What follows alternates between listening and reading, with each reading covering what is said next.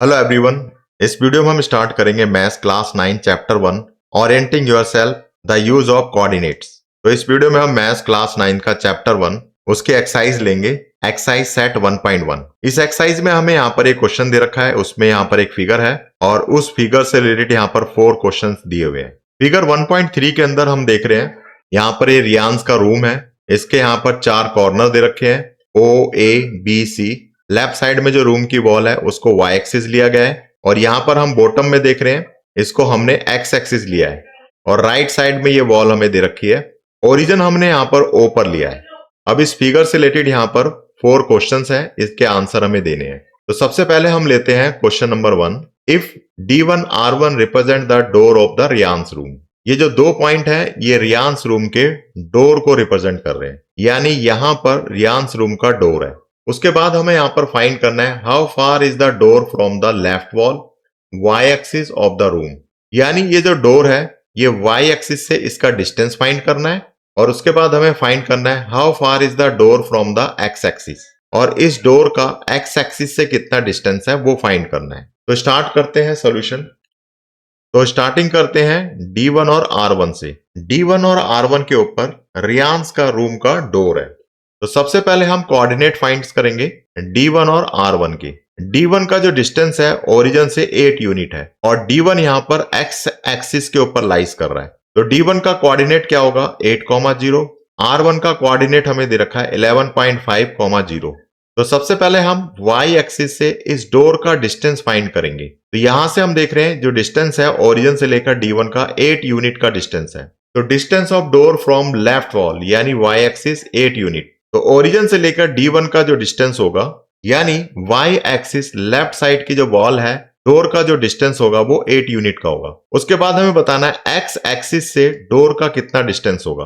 अगर हम यहाँ पर ध्यान से देखें ये जो डोर है वो x एक्सिस के ऊपर लाइज कर रहा है, इसलिए इस डोर का जो डिस्टेंस है x एक्सिस से 0 यूनिट होगा। तो distance of door from the x axis 0 unit. कारण यहाँ पर है door lies on the x axis. तो ये हो गया पार्ट 1 का solution. Second question, what are the coordinates of D1। तो सेकंड क्वेश्चन में D1 के कोऑर्डिनेट फाइंड करने। तो चलते हैं देखते हैं इसका सॉल्यूशन। तो यहाँ पर हम देख रहे हैं ओरिजिन से D1 का जो डिस्टेंस है वो 8 यूनिट है और D1 यहाँ पर x एक्सिस के ऊपर लाइज करता है।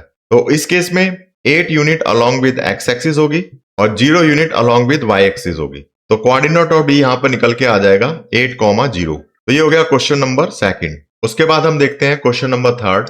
If R1 is the point 11.5,0 how wide the door.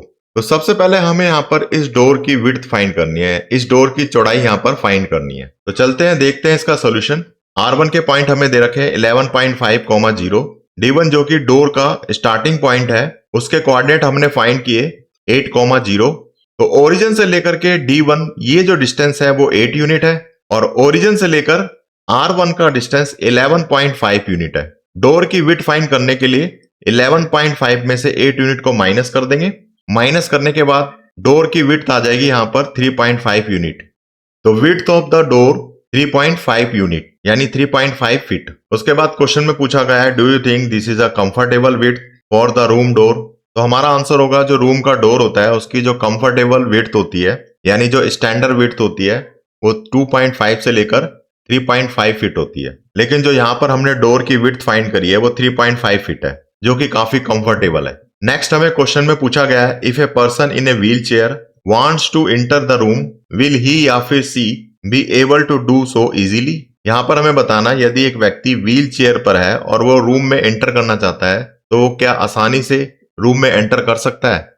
तो हमारा आंसर होगा यस, क्योंकि जो व्हील चेयर की जो स्टैंडर्ड विड्थ होती है वो 2 फीट से लेकर 2.5 फीट होती है और जो डोर की विड्थ है वो 3.5 फीट है। तो यहाँ पर एक पर्सन जो कि व्हील चेयर पे है वो आसानी से रूम में एंटर कर सकता है। तो ये हो गया हमारा question number 3। Fourth part, if B1 0,1.5 and B2 0,4 represent the end of the bathroom door, is the bathroom door is narrower और wider than the room door. इस क्वेश्चन के अंदर हमें यहाँ पर B1 B2 बाथरूम डोर के end points given है। हमें यहाँ पर बताना है कि बाथरूम डोर की जो विड्थ है वो रूम के डोर की जो विड्थ है उससे नैरोअर है या फिर वाइडर है, यानी कम है या फिर ज्यादा है। तो चलिए देखते हैं इसका सॉल्यूशन। हमें क्वेश्चन के अंदर दे रखे हैं बाथरूम डोर के एंड पॉइंट्स यानी B1 B2 B1 है 0,1.5, B2 है 0,4। तो सबसे पहले हम फाइंड करेंगे width of the bathroom door. इसके लिए हम माइनस कर देंगे 4 में से 1.5। माइनस करने के बाद width of the bathroom door यहां पर आ जाएगी 2.5 फीट। उसके बाद हम इसकी जो विड्थ है उसको रूम के डोर की विड्थ के साथ कंपेयर करेंगे। रूम की डोर की जो विड्थ हमने कैलकुलेट की थी वो थी 3.5 फीट और बाथरूम के डोर की विड्थ है 2.5 फीट। तो फाइनली हमारा आंसर होगा bathroom door is narrower than the room door, यानी जो बाथरूम के डोर की विड्थ है रूम के डोर की विड्थ से कम है। तो ये हमारा फोर्थ पार्ट कंप्लीट हो गया।